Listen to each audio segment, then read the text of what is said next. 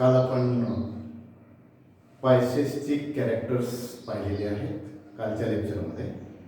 मत्स्यवर्गाची लक्षणं जसं की ॲक्वेटिक असतात, कोल्ड ब्लड असतात, हार्टचे चेंबर 2 असतात, काही ओव्हिपॅरस असतात, काही व्हिव्हिपॅरस असतात. त्याच्यानंतर त्याच्यामध्ये स्केल्स असतात, लॅटरल लाईन सिस्टीम असते, एअर ब्लॅडर्स असतात वगैरे आपण कॅरेक्टर पाहिले. आता क्लास पायसेसचे 2 किंवा सुपर क्लास पायसेसचे 2 सब क्लास आहेत. त्यातल्या एका सब क्लासचं नाव आहे कॉन्ड्रिक्टिस आणि दुसरा सब क्लास आहे ऑस्टिक्टिस. या दोन्हीमध्ये काय फरक आहे आपण बघूया. कॉन्ड्रिक्टिसचा विचार जर केला तर त्याच्यामध्ये एंडोस्केलेटन हे कार्टिलेजच्या फॉर्ममध्ये असतं. Cartilaginous endoskeleton. तेच ऑस्टिक्टिस मध्ये मात्र कसं असते, इट इज बोनी एंडोस्केलेटन. एंडोस्केलेटनचा विचार जर केला तर कॉन्ड्रिक्टिस मध्ये कसं आहे, कार्टिलेजिनस.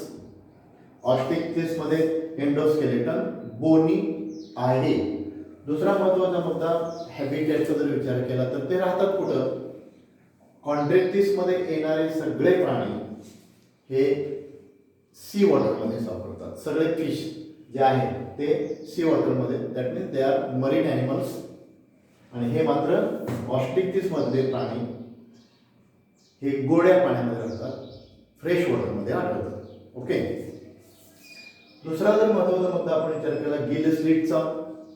गिल स्लिट्स इथे किती असतात, 5 to 7 pairs of gill slits are there. Chondrichthyes मध्ये गिल स्लिटच्या किंवा गिलच्या 5 ते 7 जोड्या असतात.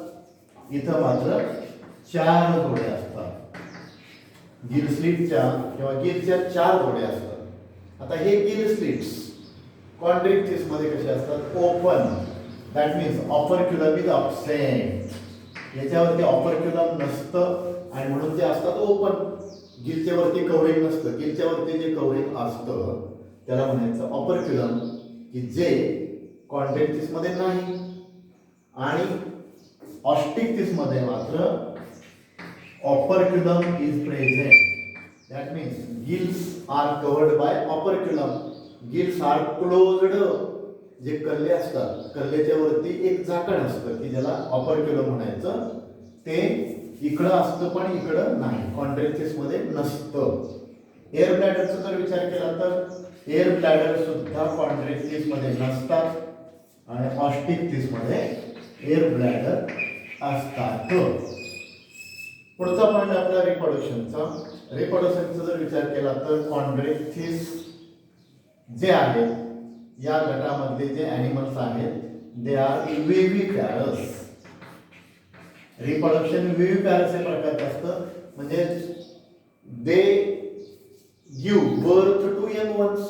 डायरेक्ट पिलांना जन्म देतात. याच्या ऐवजी इथले प्राणी असतात ओव्हिपॅरस, म्हणजे हे पहिल्यांदा अंडी घालतात आणि त्याच्यातून पिलांना जन्म देतात.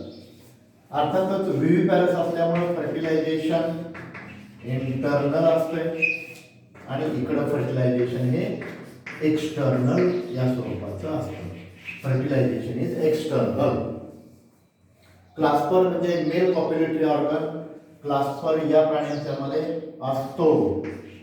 कॉप्युलेटरी ऑर्गन आहे मेलमध्ये छोटासा, की जो फिमेलच्या जेनेटेलियामध्ये इन्सर्ट केला जातो आणि त्याचे स्पर्म आत सोडले जातात. क्लास्पर इज प्रेझेंट आणि इकडं clasper is absent. Clasper is totally absent. Male possess clasper in chondrichthyes which is absent in osteichthyes. स्केलचा जर विचार केला तर याचे स्केल अतिशय मायन्यूट असतात आणि किंवा स्मॉल असतात आणि त्या स्केलचं नाव आहे प्लॅकॉइड. प्लॅकॉइड स्केल्स आर देयर. ऑस्टिक्टिसचा विचार जर केला तर ते लार्ज असतात त्याच्या तुलनेनं आणि त्याचं स्वरूप असते सी शेप्ड, म्हणजे cycloid scales are there. Okay. Chondrichthyes मध्ये स्केल लहान असतात, मायन्यूट असतात, टोकदार असतात की ज्याला आपण प्लॅकॉइड स्केल म्हणतो. आणि इकडचे मात्र मोठे असतात आणि सी शेप्ड किंवा सायक्लॉइड स्केल असतात. त्याच्यानंतर एक महत्वाचा अजून एक मुद्दा आहे तो म्हणजे टेल फिनचा जर विचार केला तर काय सांगता येईल? टेल फिन म्हणजे कॉडल फिन किंवा टेल फिन. कॉन्ट्रॅक्टिस मध्ये तो असतो असिमेट्रिकल सेफ्टी. असिमेट्रिकल म्हणजे काय? उदाहरणार्थ शार्क हा प्राणी आहे, त्याची ही सेफ्टी आहे. तर सेफ्टीचा एक भाग मोठा असतो आणि दुसरा भाग लहान असतो अशी. हा छोटा कॉडल फिन आणि हा मोठा आहे म्हणजे सिमेट्री त्याच्यामध्ये नाही. म्हणजे सिमेट्रीचा अर्थ आपल्याला तुम्हाला माहिती आहे की अशी त्याची कॉडल फिन असेल. आणि हेच ऑस्टिक्टिस मध्ये जर घेतलं तर कसं दिसते? ऑस्टिक्टिस मध्ये जे टेल फिन आहे, समजा हा फिश आहे, ओके, याच्यावरती सी सेल क्लासेस केला असतात आणि याची जी कॉडल फिन आहे, सेफ्टी आहे, ती बरोबर होमोसर्कल म्हणजे कशी असते? हे टेल फिन आहे, बरोबर त्याचे दोन समान भाग इथून होतात. म्हणजे इथं काय सिमेट्रिकल आहे. टेल फिन सिमेट्रिकल आणि तेच इकडं शार्क मध्ये कसे आहे? असिमेट्रिकल. इथून जर छेद घेतला तर वरचा भाग आणि खालचा भाग समान नाही, म्हणजे टेल फिन असिमेट्रिकल आहे, त्याची मात्र सिमेट्रिकल आहे. माउथचा जर विचार केला, माउथ, तर याचं खालच्या बाजूला तोंड येत असतं. हा वरचा जबडा, खालचा जबडा, म्हणजे खालच्या बाजूला त्याचं तोंड असते. Mouth is ventral in position आणि इकडं मात्र माउथ इज टर्मिनल. याचं तोंड इथं असते बघा, इथं त्याचं तोंड आहे इथं. म्हणजे माउथ टर्मिनल ऑस्ट्रिक्टिस मध्ये, माउथ व्हेंट्रल कॉन्ट्रॅक्टिस मध्ये. आणि शेवटचा मुद्दा एक्झाम्पलचा, कॉन्ट्रॅक्टिसचं उदाहरण आहे शार्क फिश आणि याचं आहे मग बोनी फिश, कॅटला, रोहू वगैरे कुठला असेल तो, याचं बोनी फिशचं एक्झाम्पल असेल. अशा पद्धतीनं आपण क्लास पायसेस म्हणजे मत्स्यवर्ग आणि त्याचे दोन उपवर्ग पाहिले आहेत. आता आपल्याला पुढचा मुद्दा किंवा पुढचा क्लास बघायचा आहे, क्लास एम्फिबिया. पुढचा क्लास आहे क्लास एम्फिबिया.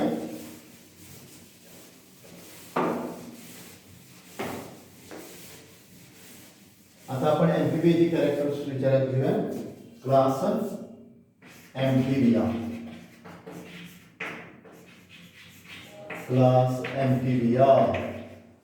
पहिला मुद्दा हॅबिटेटचा आहे, म्हणजे ते राहतात कुठं? याचं नावच आहे एम्फिबिया, म्हणजे ते दोन ठिकाणी राहतात. दोन म्हणजे उभय म्हणजे दोन आणि चर. एम्फिबिया मराठीत म्हणतात उभयचर. उभय म्हणजे दोन आणि चर म्हणजे राहण्याचं ठिकाण. म्हणजे हे दोन ठिकाणी राहतात. त्यातलं एक ठिकाण म्हणजे वॉटर, म्हणजे पाण्यामध्ये राहणार, त्याला काय म्हणतो आपण? ॲक्वेटिक. आणि पाण्याच्या बाहेर म्हणजे जमिनीवर राहणारे जे असतात त्याला काय म्हणायचं? टेरेस्ट्रियल. म्हणजे एम्फिबियन ॲक्वेटिक पण असू शकतात आणि टेरेस्ट्रियल पण असू शकतात. उदाहरणार्थ बेडकाचा विचार केला, तुम्ही पाहिला असेल, बेडूक जमिनीवरती पण आढळतं आणि पाण्यात पण आढळतं. म्हणजे ते दोन ठिकाणी राहतं. त्याचं राहण्याचं ठिकाण दोन वेगवेगळं आहे. एक पाणी आहे आणि दुसरं जमीन आहे, म्हणून त्याला उभयचर प्राणी असं आपण म्हणतोय. Amphibia, class Amphibia. दुसरा मुद्दा काय याच्या बाबतीत आपण डिस्कस करायचा आहे, त्याचं बॉडी टेम्परेचर कसं असतं. Body temperature. तर all amphibians are cold blooded. They are cold blooded. तुम्हाला कोल्ड आणि वॉर्म ब्लडेड मधला फरक मी सांगितलेला आहे. कोल्ड ब्लडेड म्हणजे कसले ॲनिमल? की जे ॲनिमल्स त्यांच्या शरीराचं टेम्परेचर एन्व्हायरमेंटल टेम्परेचरनुसार मेंटेन नाही करू शकत, म्हणजे बदलतात. They cannot regulate their body temperature and these animals are called as cold blooded. आणि जे वातावरणातल्या तापमानाचा काही संबंध असू देत नाही, म्हणजे वातावरण तापमान काही असलं तरी शरीराचं तापमान मात्र ते मेंटेन करतात. कुठेही गेला तर तेच राहतात, त्याला आपण वॉर्म म्हणतो. एम्फिबियन्स कसे आहेत? Cold blooded. म्हणजे उदाहरणार्थ समजा वातावरणातलं तापमान कमी असेल तर यांच्या शरीराचं तापमान कमी होतं, वातावरणातलं तापमान वाढलं की यांच्या शरीराचं तापमान सुद्धा वाढतं आणि अशा प्राण्यांना आपण कोल्ड ब्लडेड म्हणतो. All amphibians are cold blooded. हार्टचा जर विचार केला आपण, हार्टचे जे कप्पे आहेत, हार्ट चेंबर, याच्यामध्ये 3 हार्ट चेंबर असतात, 3 कप्पे असतात. पायसेसमध्ये आपण पाहिलं तर 2 कप्पे असतात, याच्यामध्ये हार्टचे चेंबर आहेत 3. त्यानंतर रिप्रोडक्शनचा जर विचार केला तर ॲम्फिबियन्स हे ओव्हिपॅरस आहे, ओव्हिपॅरस. आणि अपवादात्मक काही प्राणी विविपॅरस होतात. मोस्टली दे आर ओव्हिपॅरस म्हणजे, आणि विविपॅरसमध्ये सॅलेमेंडर आहे. बाकीचे ओव्हिपॅरसमध्ये मग बेडूक आहे किंवा टोड्स आहेत, असे प्राणी काय आहेत ओव्हिपॅरस म्हणजे ते अंडी घालतात. दे आर मोस्टली ओव्हिपॅरस, अंडी घालणारे प्राणी आहेत. त्यानंतर फर्टिलायझेशनचा जर विचार केला तर अर्थातच फर्टिलायझेशन यांचं काय असणार, एक्सटर्नल. फर्टिलायझेशन एक्सटर्नल असेल म्हणजे बाह्य फलन. म्हणजे आता उदाहरणार्थ बेडूक घेतला आपण तर बेडकामध्ये कसं असते, मेल फिमेल वेगळे असतात. रेनी सीझनमध्ये, पावसाळ्याच्या सीझनमध्ये मेल आणि फिमेल पाण्यामध्ये राहतात. मेल त्या फिमेलला आवाज देतो, आवाज दिल्यानंतर फिमेल मेलकडे जाते, त्याच्यानंतर मेल फिमेल मादीच्या शरीरावरती जाऊन बसतो आणि त्यांचं मीटिंग चालू होतं. मीटिंग चालू झालं की मादी पाण्यामध्ये अंडी सोडते आणि त्याच्यावरती मग नर शुक्रजंतू सोडतो. म्हणजे त्यांचं फलन फर्टिलायझेशन शरीरामध्ये नाही होत. मग होतं कुठं, तर ते पाण्यामध्ये होतं. म्हणजे ते कसं आहे, एक्सटर्नल फर्टिलायझेशन आहे. त्याच्यानंतर फर्टिलायझेशन झालं की यांच्यामध्ये रेस्पिरेशनसाठी काय आहे का बघूया आपण.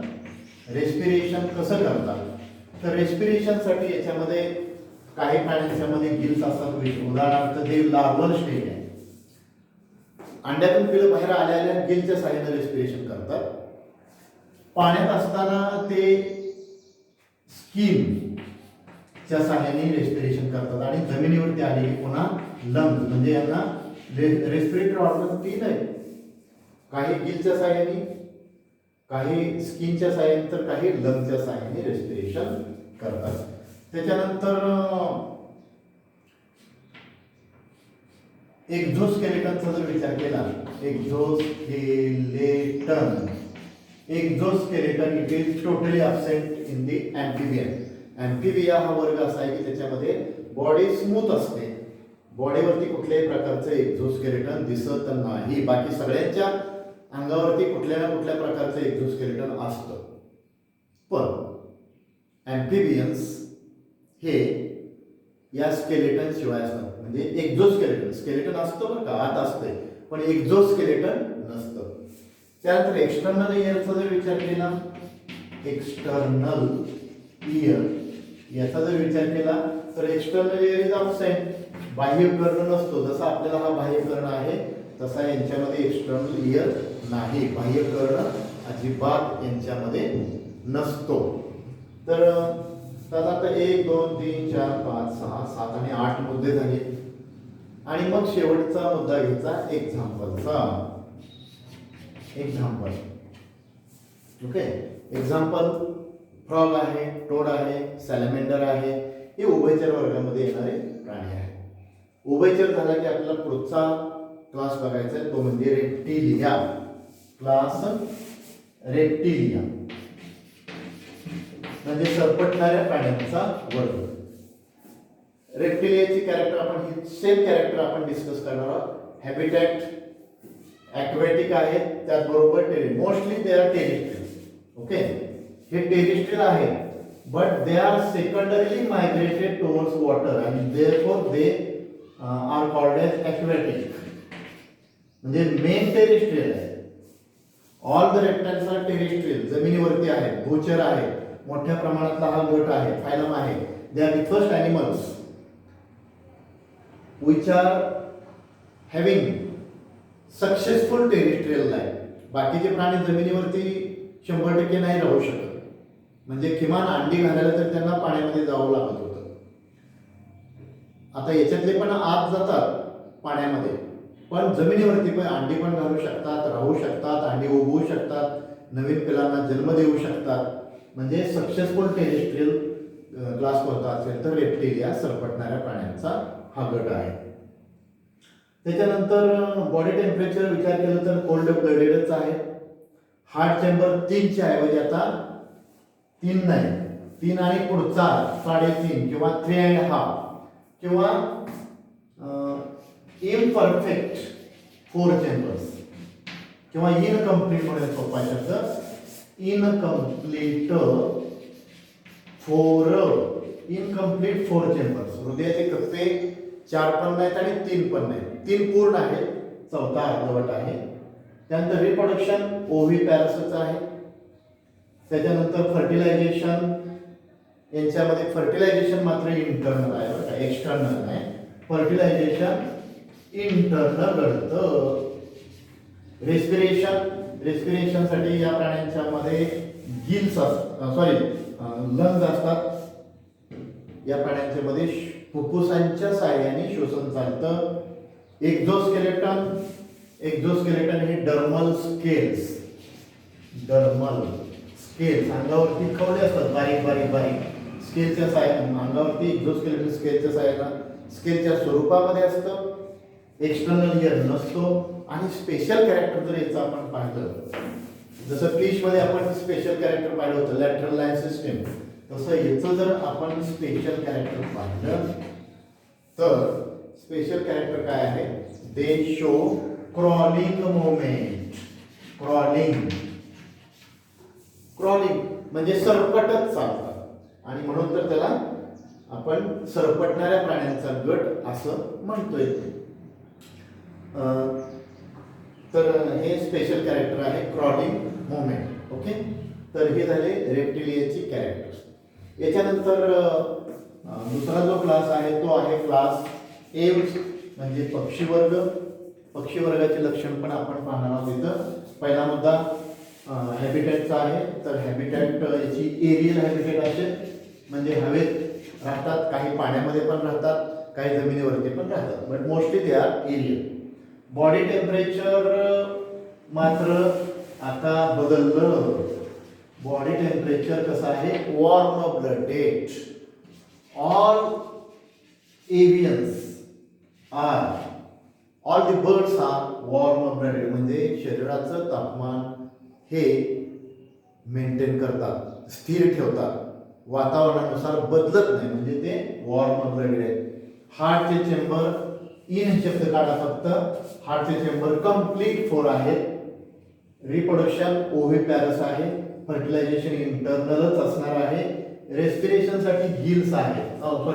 रेस्पिरेशनसाठी काय, फुफ्फुसाला काय म्हणायचं, लंग्स. रेस्पिरेशन लंग्सच्या साहाय्याने श्वास घेतात, श्वसन चालतं त्यांचं. एक्झोस्केलेटन काय असणार आहे, एक्झोस्केलेटन फिदरच्या रूपात असते, पिसं असतात अंगावरती, फिदर्स. एक्सटर्नल इयर इथं पण नसतो, एक्सटर्नल इयर आउटसाइड. आणि स्पेशल कॅरेक्टर आपल्याला 2-3 बघायचे. त्यातलं पहिलं स्पेशल कॅरेक्टर सांगतो की फोरलेम्स आर मॉडिफाईड इनटू विंग्स. पुढच्या पायाचं रूपांतर पंखामध्ये झालेलं आहे. दुसरं speciality, only 1 ovary is present. Only 1 ovary, याच्यामध्ये फक्त एकच ओव्हरी असते. ओव्हरी 2 असतात, पण त्यातली एकच काम करते. कशासाठी, तर त्यासाठी अजून एक पुढचा आहे, म्हणजे बॉडी वेट इज रिड्युस्ड. आणि वजन कमी करण्यासाठी बॉडी वेट रिड्युस्ड, वजन कमी असतं, वजनानं हलके असतात, कारण त्यांना सगळं शरीर घेऊन उडायचं असतं हवेमध्ये, म्हणून त्यांचं बॉडी वेट कमी असतं. कमी करण्यासाठी ओव्हरी एकच असते आणि त्याच्या मार्फतच अंडी तयार केली जातात. त्यानंतर सगळ्यात महत्त्वाचं म्हणजे lungs are provided with additional air bag किंवा air sac. फुफ्फुसांना ॲडिशनल हवेच्या पिशव्या जोडलेल्या असतात, कारण आपल्याला माहिती आहे पक्षी खूप उंचावर जातात आणि जसं उंचावर जातो तसं हवेचा दाब कमी होतो किंवा ऑक्सिजन कमी होत जातो, आणि तो ऑक्सिजन कमी पडू नये म्हणून त्यांना ॲडिशनल एअर सॅक जोडलेल्या असतात. हाडांचा विचार केला तर हाडं पोकळ असतात, पोरस. लाईट बोन्स, स्पॉन्जी, लाईट पोरस अँड स्पॉन्ज. वजन, हाडांचं वजन कमी असतं, हाडं सच्छिद्र असतात, हाडांना बारीक बारीक बारीक छिद्र असतात, हे एक महत्वाचं. आणि teeth are absent, instead of that beak is present. त्यांना दात नसतात तर दातांच्या ऐवजी चोच असते. ही यांची महत्वाची स्पेशल कॅरेक्टर आहे. पहिलं महत्वाचं कॅरेक्टर काय, पुढच्या पायाचं रूपांतर पंखामध्ये झालेलं आहे. दुसरं महत्वाचं फक्त एकच ओळी असते, वजन कमी असते, फुफ्फुसाला हवेच्या पिशव्या जोडलेल्या असतात, हाडं पोकळ असतात, सच्छिद्र असतात, लवचिक असतात, वजनानं कमी असतात आणि दातांच्या ऐवजी चोच असते. बीक is present. So this is about class A.